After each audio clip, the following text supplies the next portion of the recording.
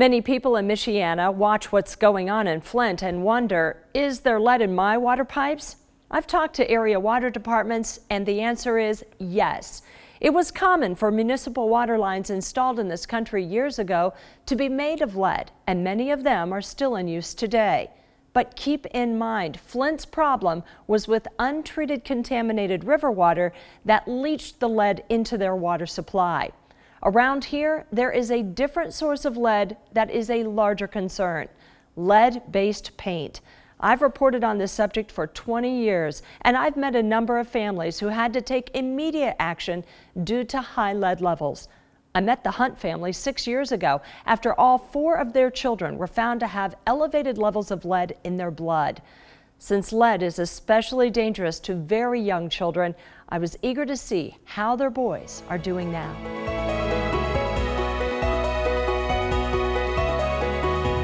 In old homes, you'll find charm and character, but you can also find lead.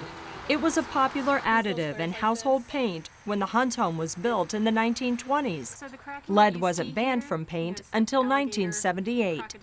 Anthony and Carolyn made the discovery when they took their then 1-year-old son Silas to get his shots at the health department. They asked if we lived in a house built before 1978, and I said yes, and they offered us free lead testing, and I'll take anything that's free. So I accepted, and we scheduled that.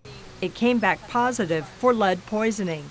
And over time, they learned that all 4 of their boys were poisoned. The source? Lead paint on the window trim and peeling porch paint. One day, Anthony saw Silas put a paint chip in his mouth. I quickly tried to get it. I don't know if I got all of it. I think he swallowed some. We took him in to get tested again, and it had nearly doubled. We'll always be a little worried as to what might come in the future, but I feel very grateful that the health department helped us discover his lead poisoning and also find where it was coming from and advise us on how to care for him. It's been 6 years since that interview, and today, the Hunt household is one busy, loud place with 4 growing boys. Zachariah is in high school. Killian, the computer whiz and musician, is 12. Silas, the bookworm, is now 10. And the baby of the family, Ren, is 7. He just lost his 7th tooth.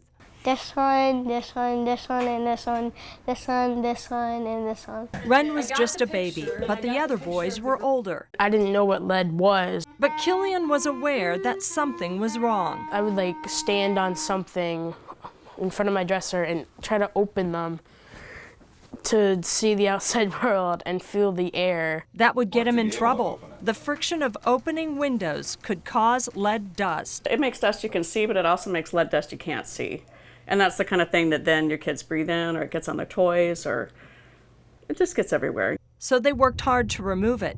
They enrolled in a federally funded lead hazard control program with the Elkhart County Health Department. The grant helped them get new windows.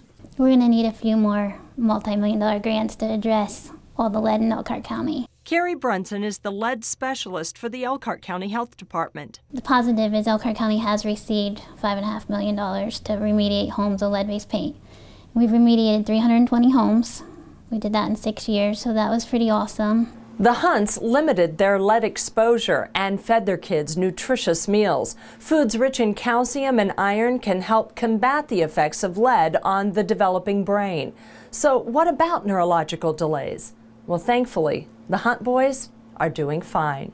They do well in school, and there are times when they are a little high energy or a little distractible. They're good students with normal frustrations. And sometimes how teachers, when it's okay, does everybody have this?